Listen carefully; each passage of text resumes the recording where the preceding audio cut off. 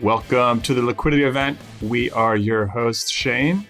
And AJ. We got that right this time. It's an even episode, so you get to do the intro. Oh, okay. Well, yeah, I also wasn't here last time, so Def got to do the tro. This is episode 30. I shortened those words. They're too long. This is episode 36 of the Liquidity event. We're recording on March 30th, 2022. How are we doing, AJ? We're doing okay. Yeah, it's almost April, which means it's almost the tax deadline. Despite what most people think, tax season is not in April. Tax season is March. By April, tax season is over. Preach, girl. Go off. Go off, tax bimbo. Oh boy. No, it's going. It's I feel bad for the general public because of the complexities of our tax system and that the burden is completely upon them. We're frustrated as preparers. We're not getting documents. A lot of clients don't know which documents they need. We're trying to educate them as much as possible. It's a lot of new folks coming in the door who we don't know yet, who are trying to file their returns. It's a bit messy, but overall, I think we're having a good season. Not a ton of slaps in the face from the IRS like there were last year. Yeah, I mean, COVID really threw everything for a loop the past few years. It's been really difficult to deal with. I mean, for the first time in 110 years, they changed the deadlines on us in the middle of tax season, but not the estimated tax deadlines. No. So, yeah. So essentially, we had to prepare your return by April 15th, even though it wasn't due until May 15th. And explaining that to clients is a lot of fun. I'm sure we're just frankly like the bearer of bad news a lot of the time when it comes to taxes. It's part of the job. Yeah, I was thinking about that, how, we do investments, we do financial planning, and we do tax, but during tax season, we're the tax people, and all we do is tell people that they either owe money or have a refund, and it's just, we're just delivering bad news. Anyway, we just get to complain. This is the time where we get to complain.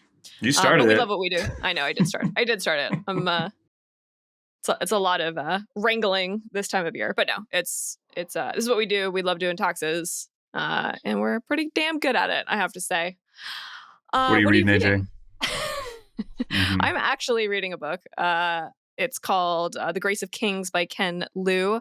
I talked about this last week, but it's like high fantasy set in like an ancient world.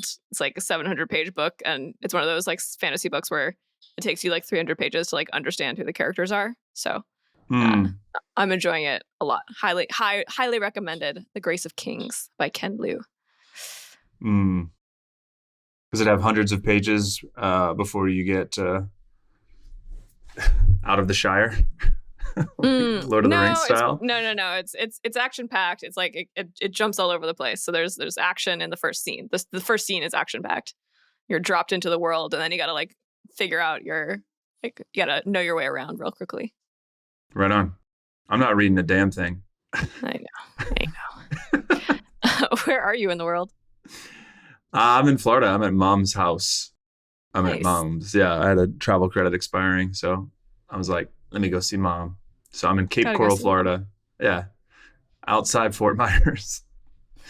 She always lives like outside of cities, like on the edge. So yeah, I'm down here. It's like 90 degrees. Amazing. Yeah, doing a lot of fixing of printers, and there's a lot of iPhones with giant text and very loud ringing noises. The TV should come on in the background any minute now. Where are you at? You're in your new home. I'm in my new home. Has this been discussed on last week's PCast? No, it is not. But here we are. I'm in my new home in Palm Springs. My new, slowly moving, not leaving New York forever, but spending more time in California. That has always been my lifelong dream. My family's nearby, so it made sense. Here we are. Yeah, in the winter. In the winter, I will be following the sun. You keep talking to me about retiring. You're in your retirement home in the peak of tax season. Yes, I have retired. I'm living in a retirement community in Palm Springs. You put your 2 weeks notice in a few days ago. Yeah. Well, thank you for giving me 2 weeks to find a replacement. Yeah. Yep. You should not be a problem. If anyone's interested, Shane is looking for a partner. A co-founder. 5 years experience. 5 years experience running hybrid tax accounting and investment management firm that we invented. Mm-hmm. What are you doing for fun in your hybrid home or in your retirement community?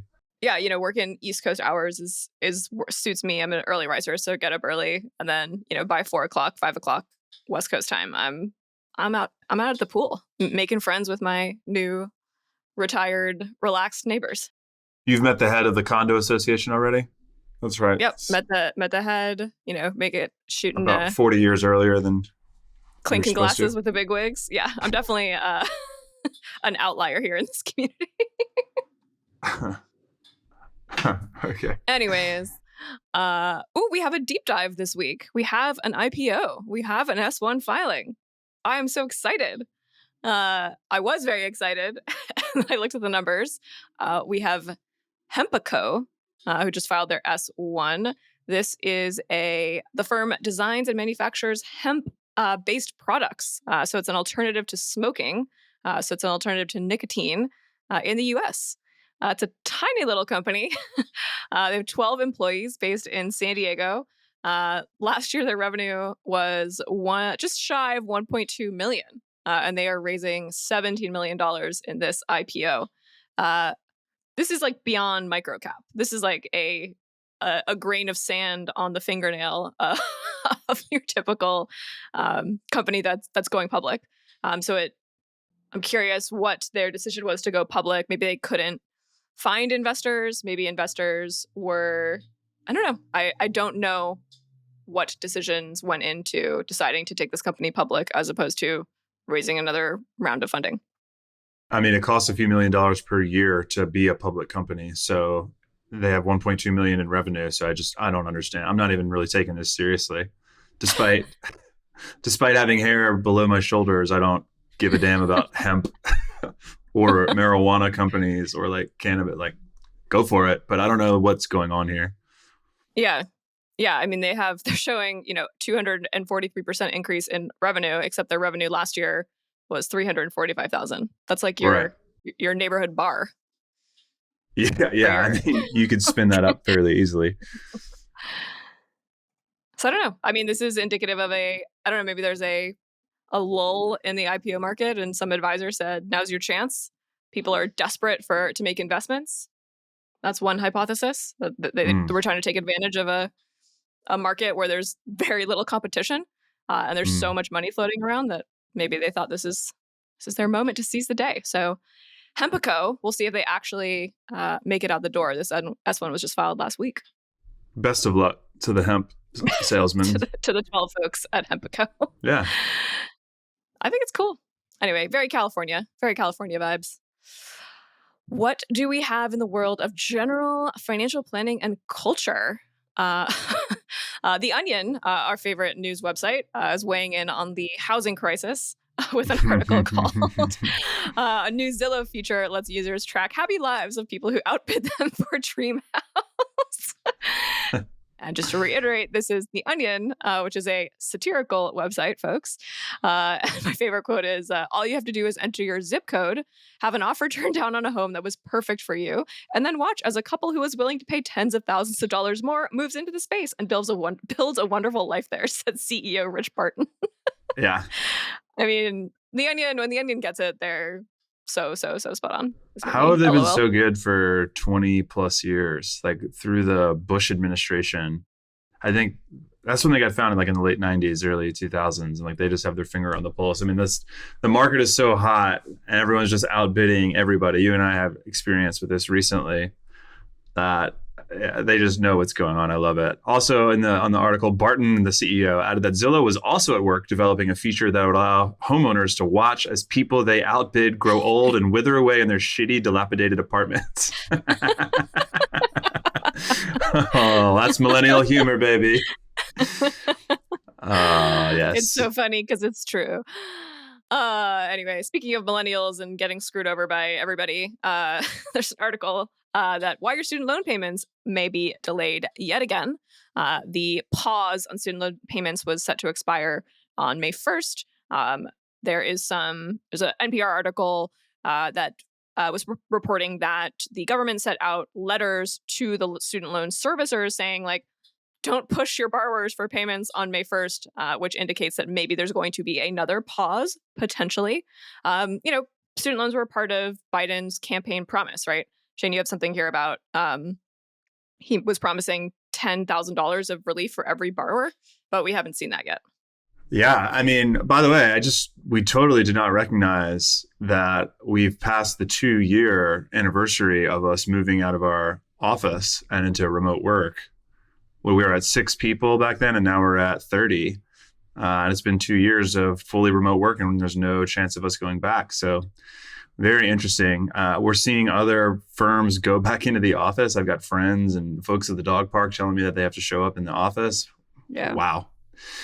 Yikes. Anyway, yeah. So Biden pledged to cancel at least $10,000. That was part of his campaign promise. Yeah, I don't know. Anyway, segue. Yeah. I just wanted to acknowledge that it has been 2 years since COVID. Like, we thought it was going to be like right now, 2 years ago, we all thought we were going back into the office in a few weeks and this would all blow over like the flu. I think we said that in a newsletter. Like, clients were calling us and telling us that this is like, they were worried about the stock market. We were going through that stock market dip where everything was shutting down, and aren't we making t-shirts, our market volatility t-shirts? The next ones are going to be... They're ready to be picked up. Oh, nice. Yeah. For the retreat, right? We're doing a retreat in a few weeks in Portland. Yeah, we're going to meet some people in person for the first time. Speaking of which, that we've hired over the past 6 months. Okay, anyway, let me get back to this article. So NPR says that, Biden did pledge as part of his campaign to cancel student debt, $10,000 per borrower, which I would love to see. From what I understand, like, the student loan debt crisis there's like a long tail. Not everyone has $150,000 of law school student debt. There's a ton of people that are just crushed by just even like $10, $15, $20,000 of student loan debt that can spiral into 30, 40, 50,000 if you don't make any payments because you graduated without the ability to pay them back. Or you might go into an income-based repayment plan, which is cool, but extremely difficult to navigate because of all of this Byzantine, like the 6 different income-based repayment plans, the 4 different servicers. I don't even know if it's 4 anymore. That all routinely antagonize and obfuscate the ways to get help from student loans. You remember those articles we used to talk about how they used to try to get you off the phone within 7 minutes whenever you called your student loan servicer. And the faster you got your people off the phone without explaining fully how debt repayment works or income-based repayment plans or forgiveness, which is finally turning a corner, thanks to Biden, the Biden administration, I will say. I'm pretty sure they are the ones that enacted the Department of Education's like public service student loan forgiveness updates that are actually seeing progress in terms of forgiveness. But yeah, he still has not forgiven the $10K per borrower that was promised on the campaign trail years ago. And we're hoping that we see that soon. But this article is more of a focus on, like, again, the servicers being shitty service providers, right? Yeah, there's this idea that you have to, service providers have to notify you 6 times before they put you on, default or missed payment. I hope they're not just mailing letters. I hope they're actually calling people, texting and emailing. It's like they check the box like, oh, I notified you 6 times. I sent a letter to the address that you tried to call in and change because you moved, but you hung up because you were waiting on hold for 3 hours. It's super messy and super broken. Part of the reason that they want to pause again, this article speculates, is that it's just going to be a mess to start up those payments again, to like find everybody because everybody moved over the past 2 years. The other thing about this forgiveness of, small loan amounts, you've got $10,000, that's not maybe crushing to someone who's making $100,000 a year. But if you miss those loan payments, that's a ding on your credit report. Then you have bad credit. Then when you go to get jobs, when you go to get your mortgage, you've got that bad credit history, and it kind of sets you up for failure in life. So that's why these small student loans that, a high income earner is going like, well, it's only $10K, someone can pay that off. It's actually just, starts you off like 5 steps behind everybody else when you graduate school with that loan debt, without the ability to pay it back. I mean, it's just another example of how America has lost its social economic ladder flexibility and the elasticity around moving up and down the market. Like Northern Europeans have much more economic bootstrapping available to them thanks to all the programs that don't disadvantage poor people that have to borrow, in this case, have to borrow money to go to school, and it doesn't always work out. You might end up at a private institution. You might end up, you're in your early 20s and you move around 3 or 4 times. And because maybe even use your parents' address, and your parents move around a lot because they're housing insecure, et cetera. So like these letters that they're sending out, or they're sending an email address to some old spot, and before you know it, you're behind on your payments. They're racking up, piling up. You think that Biden is going to forgive them, so you might not make payments because you only have 10,000. There's just so many easy ways for this stuff to go off the rails if you don't have the money to hire advisors, or if you're housing insecure, or if you're income insecure. It's just exhausting is my take on this. Let's move on to something else more upbeat. Speaking of exhausting. Yeah. The Senate proposes. Yeah, exactly. Great segue, AJ. Speaking of being exhausting, I'm sick of daylight savings time. And there's a proposal that it's going to go away. I don't really understand daylight savings time. I always miss it. Someone always tells me about it. My phone now adjusts for it automatically. I am all for this going away. It seems confusing and unnecessary, especially if you work with international folks. Whether you have like offices in the UK or Asia abroad, there's this like time period where everyone's on different schedules and no one has any idea what time it is or what time people leave for the day or start. And it's just a clusterfuck. I don't understand daylight savings time, and at this point, I'm too afraid to ask. Is my take on this? I'm just like, I don't know. It doesn't make any Not sense. even all the U.S. states recognize it. I know Arizona doesn't even recognize. Arizona's like, not on my watch. Yeah. Oh well. Good riddance. I know that some people have to go to school in the dark in the morning if you're in the north, but that's what I guess that's the price of living in Minnesota. I don't know. Speaking of the price of living in Minnesota, we've got this article from CNBC about a company called the company name is called The Routing Company, which I think is one of the worst company names I've ever heard. But it's actually a cool idea. Its CEO is James Cox, the former global head of product operations at Uber. It's a Boston startup that is developing management software for not just private drivers, but also public transportation. So there's this idea of being able to disrupt the public transportation system by making it more accessible and more customizable to people who want to hail a ride. So imagine, in New York City, if you need to go, people who need to go down or up Fifth Avenue, there's public transportation, of course, but maybe on off hours, you could all, if there's a bus that doesn't necessarily make a stop on your corner, you could hail it through this app, and that bus would actually make a special stop for you. On public transportation, you wouldn't have to take an Uber. You wouldn't have to drive. Maybe there's a positive environmental outcome here, or at least that's what this startup is saying that they're going to do, that there's going to be less pollution, fewer cars on the road, yada, yada, yada. I'm into this. That's my take. I'm into it. I'll do the glass half empty side of it. I mean, there's one thing we know from people derivative of Uber is that they've provided a lot of benefit to cities over the past 15 years. I mean, I don't know if I trust Uber executives to take over public transportation is my takeaway. I would love, if our public transportation was more efficient. This is an attempt at a privatization or a private partnership with public transportation. It looks like this is quote unquote working in some cities already, and it's operating in Europe. Seattle also? Yeah. Yeah, that's one of or the Houston. cities. Yeah, Houston. All that public transportation in Houston. For anyone that's been to Houston, you have to... It's such a big place. I don't even know if there is public. I've never even seen a bus in Houston. I don't know.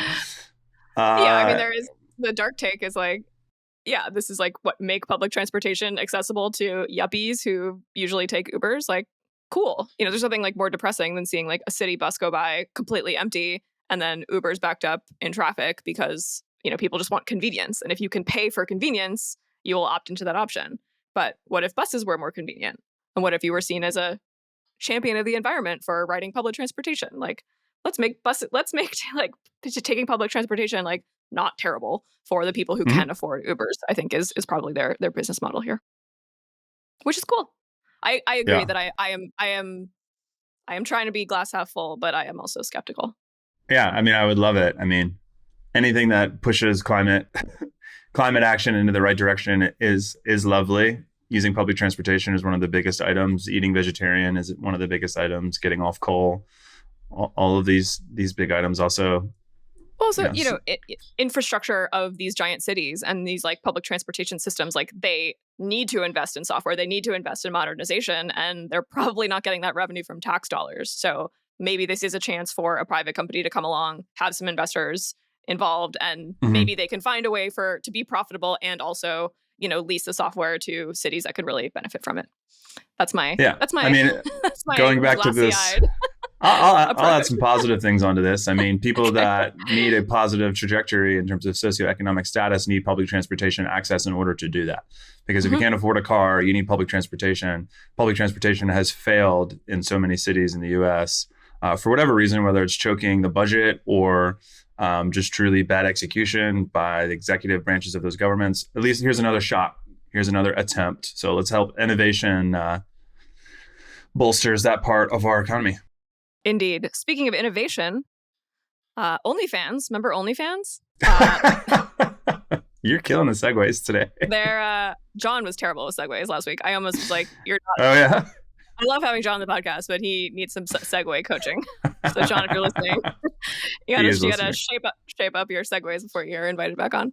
You always drop. But for the record, audience, I am not the one dropping OnlyFans articles into the podcast. I think it's like our fourth OnlyFans commentary that you've dropped in here. As someone who came from a company that was a platform for creators and believes highly in the model, I think it's very interesting. Right. So what are they trying to do with their platform? Well, it's just, they were trying to go public last year via SPAC. Have we talked about how your old... I'm sorry to interrupt, but have we talked about how your platform was acquired? Your former... No, we have not. We haven't talked about Bandcamp's acquisition by Epic Games? Not yet. We'll save it for after OnlyFans. Let's do our OnlyFans thing, and then I'll give you some time to think on it. Cool. So they were trying to go public last year via SPAC. They were talking to Shaq's SPAC company. Didn't happen. A lot of investors got a little spooked because of the adult content on the platform. It's not all adult content. That's kind of what it's known for. But now they're basically... And McDonald's has salads too. Yeah, exactly. According to a scoop on Axios, they're in talks again with various companies to be brought public via a special purpose acquisition company. How do you pivot from porn to cooking shows is really, I think, my question for the leadership at OnlyFans, which is how do you take this reputation of being not very wholesome? You have your user base who presumably were there originally for the adult content. How do you expand that user base and say, hey, mom in Minnesota, OnlyFans is a great place to go watch Rachel Ray teach you how to make salad dressing. And also your son can, get what he needs out of OnlyFans as well. It's a great place for the whole family. Yeah, I hear you. I mean, so this company is worth, the story here is that they, during the pandemic, there was no production available on big sets or traditional production of content, whether that's pornography or cooking shows. So OnlyFans exploded. They grew by 3 or 4 percentage points, as in over 100%, maybe 1,000%. Now they're doing hundreds of millions of dollars. They take 20% of every content creator's revenue, and there's monthly subscriptions between $5 and $50 per content creator. They've got over 16,000 creators that earn over $50,000 a year. I would wager they're 90% plus pornographic. Whatever it is, they've exploded, and they have a really, I don't want to say nefarious, but they have a owner that has a checkered history. He's been in the porn industry for over 20 years. This guy, Leo Radvinsky, which is topically, he's Ukrainian American, and he is now worth about $2 billion, and they're trying to cash him out. But the only way to do that, you need a liquidity event. So you need someone else to purchase it. And all purchasers in the SPAC market or the IPO do not want to purchase porn websites, no matter how profitable these bad boys are. If you are known as being associated with porn, like as soon as your SPAC, as soon as Shaq's SPAC or whatever SPAC takes this company public, all of those investors will forever be known as the people that took OnlyFans public. And the owner of this company has been rumored to be involved in bestiality porn, not doing it, but the word bestiality comes up when you look at his history. So that's an unfortunate thing, but it's the taint. So yeah, like how do you pick up a new, excuse the pun, a new market or target market? Like how do you detaint the company? Yeah, brand experts. Right. So this founder, early days of the internet, early days of porn, how did you access porn when there were not glossy platforms like OnlyFans or YouTube or Instagram? You would have these link dump sites, and he was traced to owning a few of them. And these dump sites had, links to potentially illegal acts of pornography, such as bestiality and some child pornography. So, the link is a little bit tenuous, but I don't think the moms are going to be down with this. But you know me, I love a platform though. What's your startup your platform? Only Founders or Only Founders? Yes, that's for founder content. Onlyfounders.com. So wait, they mentioned in the article one member. Right. There is a Cardi B's on here. I mean, she's borderline pornography anyway. She was. Who else is on? There was a list of creators. And she was one of the names that I recognized. I love how in this article they used the Wayback Machine to go back to which is a badass website. You can just go back. I love the Wayback Machine. So cool to go back to the internet of your childhood and look at old websites. And like apparently, I'm not going to get into it, but they looked at. I guess I will get into it. They looked at his old websites and like they offer advertising to like access all these porn sites with these hacked passwords. Including access to the hottest bestiality site on the web. So there it is, ultrapasswords.com. Yup. Have fun with that. How do we segue out of that one? Speaking of having fun, Britain's first official witch files her tax returns and claims expenses on potions and spells. That's right. Member of the global coven. Love to see it. She's a 70-year-old woman in a town in the UK. I don't see the town name here. What a story. She was a nurse for many years, got into a car accident, had some trouble walking or trouble performing the duties of a nurse. So instead of sitting at home and wasting away and wallowing away, she decided that she needed a new career. She was used to healing people and helping people. So she thought, I can heal people this slightly alternative way. And now she does tarot readings. She does spells and potions. And, she went to,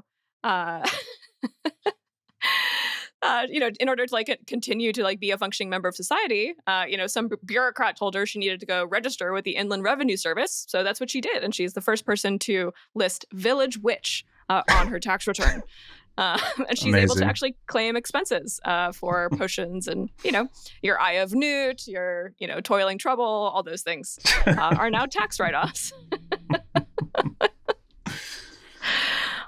Fellow sister in arms. I've been accused of being a witch many times throughout my life. Why is that? I don't know. I think. Why is it that anytime a woman does anything interesting, they're accused of being a witch? You're like the 15th person in my life to call me a witch. You like being called witch. I'm not a witch. Girls love being young. Millennial women love being called witches. She turned me into a newt. I got better. Here we go. Monty Python back on the cast. Anyways, we are almost out of time, folks. You have been an incredible audience today. Sorry, we're a little low energy. We're just exhausted. It's tax season. Wow. But speak for yourself, bro. I'm jacked. You're not jacked. I was apologizing for you. What? This has been the Liquidity Event. You can find us at brooklynfi.com/episode 36. And you can email us at liquidityevent@brooklynfi.com. Leave us a review if you want to be weird about it on iTunes. That helps us with something that we may need to do in the future. Thanks so much. We'll see you next week. Bye.